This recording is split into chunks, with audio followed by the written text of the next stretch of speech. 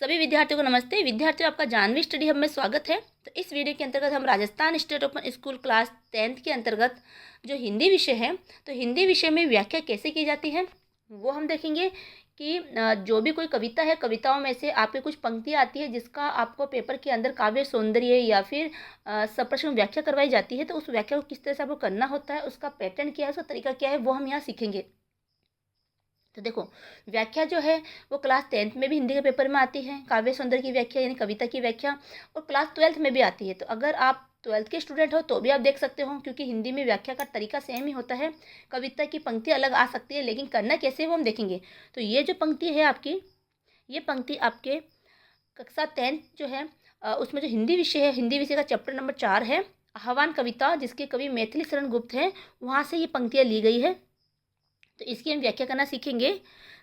देखो, तो इस वीडियो के अंतर्गत हम एक तो कविता की, एक दोहे की व्याख्या करना हम सीखेंगे। तो देखो, बैठे हुए हो व्यर्थ क्यों, आगे बढ़ो ऊंचे चढ़ो, क्या करने में सप्रश्न व्याख्या। तो पहले हम कविता को अच्छे से पढ़ेंगे। आपने पाठ से कविता को अच्छे से पढ़ रखा होगा तो आप पहचान लोगे कि ये कविता की पंक्तियाँ कहाँ से दे रखी है, कौन से पाठ से आई है, इसके लेखक या इसके कवि का नाम क्या है।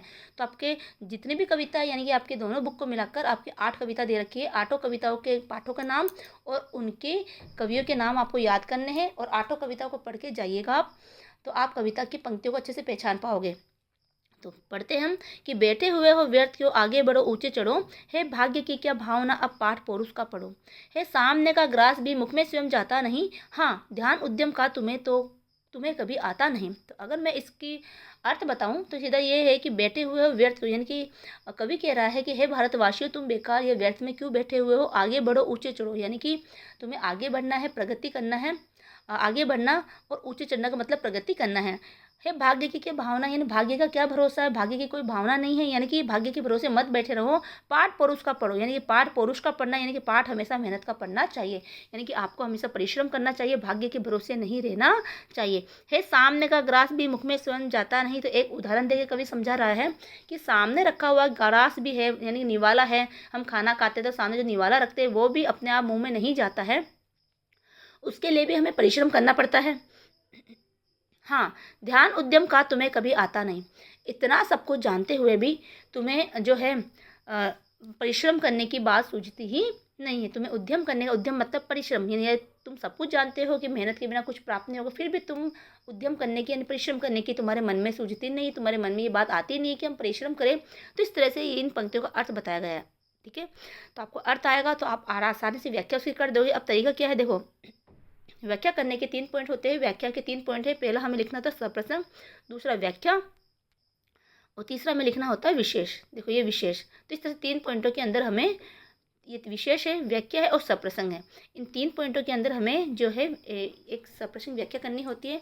तो इन पंक्तियों की हम व्याख्या करेंगे, यानी कि सप्रसंग व्याख्या करेंगे। सप्रसंग का मतलब होता है कि ये काव्यांश, आपकी जो कविता की पंक्तियाँ हैं वो कौन से पाठ से ली गई है, उसके कवि का नाम क्या है और वो पाठ का नाम क्या है, वो हमें लिखना होता है। और ये मोटे मोटे मूल भाव क्या बता रहा है, यानी कि ये 4-5 जो पंक्तियाँ है कविता की, वो हमें क्या शिक्षा दे रही है। तो देखो, प्रस्तुत पंक्तियाँ हमारी हिंदी की पाठ्य पुस्तक की कविता आह्वान से ली गई है। कहाँ से ली गई है, आह्वान से, इसके कवि मैथिली शरण गुप्त हैं। तो देखो, ये लाइन तो आप रट के जाइएगा, ठीक है, क्योंकि मान लो ये कविता तो इसमें से आई है, आह्वान वाले में से। अगर मान लो आह्वान से ना आकर कोई कविता आपके, मान लो आज़ादी वाली कविता से आ जाए, या चंद्रघेना से लौटती बेर जो आपकी कविता है वहाँ से आ जाए, तो सिर्फ आपको क्या करना पड़ेगा, यहाँ कवि का नाम, यहाँ तो कविता का नाम और यहाँ कवि का नाम चेंज करना पड़ेगा। बस वही, जैसे मान लो आपकी कविता आ गई चंद्रघेना से लौटती बेर, ठीक है, और उसके कवि है कन्हैयालाल मिश्र, ठीक है, उनकी कवि, तो हम क्या लिखोगे, प्रस्तुत पंक्तियाँ हमारी हिंदी की पाठ्य पुस्तक की कविता चंद्रघेना से लौटती बेर से ली गई है। इसके कवि जो है केदारनाथ अग्रवाल है। तो यहाँ कवि के जगह क्या नाम आ जाए, केदारनाथ अग्रवाल, ठीक है। और यहाँ इस कविता के पाठ के नाम कीजिए, तो ये पाठ का नाम है, ये पाठ का नाम है और ये कवि का नाम, ठीक है। इस तरह से आपको ये पंक्ति याद करके जानी है।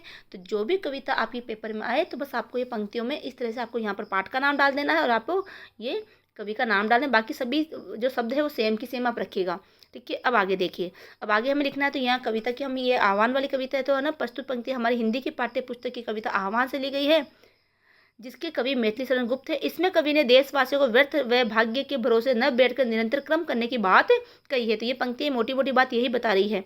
अगर हम इस कविता की पंक्तियों का हम सार निकालें, है ना, मूल भाव निकाले तो ये हमें क्या बता रही है पंक्तियाँ, ये क्या शिक्षा दे रही है कि देशवासियों को व्यर्थ व भाग्य के भरोसे न बैठकर निरंतर कर्म करने की बात कहती है। अब हम इन पंक्तियों की जो है व्याख्या करेंगे, व्याख्यान इस पंक्तियों का हम अर्थ बताएंगे। तो हमने व्याख्या वाला पॉइंट डाला, फिर लिखा कवि मैथिली शरण गुप्त देशवासियों को व्यर्थ व भाग्य के भरोसे न बैठकर निरंतर कर्म करते हुए अपने लक्ष्य को प्राप्त करने की बात कही है। वे कहते हैं कि सामने का रखा हुआ भोजन का ग्रास स्वयं अपने आप यहाँ आएगा, आप अपने आप मुंह में नहीं आता है, यह जानते हुए भी तुम्हारा ध्यान कर्म की ओर नहीं जाता। यानी सब कुछ तुम जान रहे हो फिर भी तुम्हारा ध्यान कर्म करने की ओर, मेहनत करने की ओर, परिश्रम करने की ओर जाता ही नहीं है। ठीक है, इस तरह से हमने इन कविता की पंक्तियों का हमने अर्थ लिखा, व्याख्या की।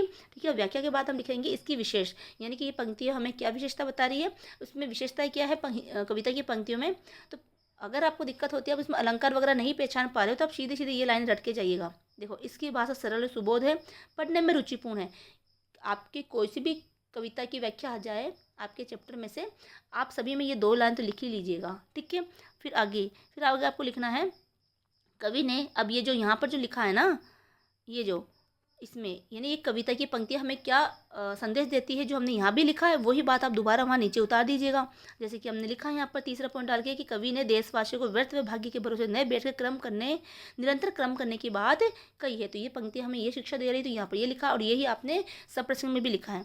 तो इस तरह से आपको 2-3 पंक्ति तो ये तो रट के ही जानी है विशेष में, कि इसकी भाषा सरल से सुबोध है ना, और पढ़ने में रुचिपूर्ण है। ठीक है, तो इस तरह से आपको क्या हो गया, इसकी व्याख्या हो गई। तो उम्मीद है कि आपको ये समझ में आया होगा।